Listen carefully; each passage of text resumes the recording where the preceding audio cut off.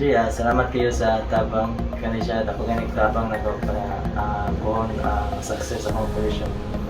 Thank you kay. Hope tagang pag matabangan. Thank you very much for your help. Hi, good afternoon. Sir. Kami dahil si Kuan. Ako si Virgilio Arana. Akong mama si Hermenegilda Arana Diday. Na-discuss siya ni siya last November 10. Then Kuan, kailangan siya og hip replacement, but kasi tungod kay wala ko'y sakto na trabaho, muna nagpasalamat mi.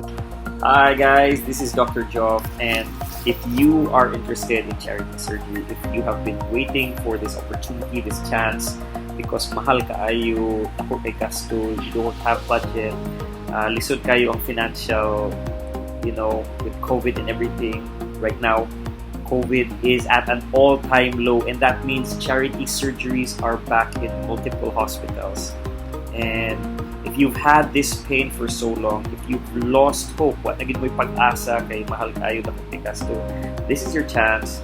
Come see me at the Cebu Orthopaedic Institute. I will do what I can for you. Charity surgery is not exactly 100% free, but I will guide you through the process.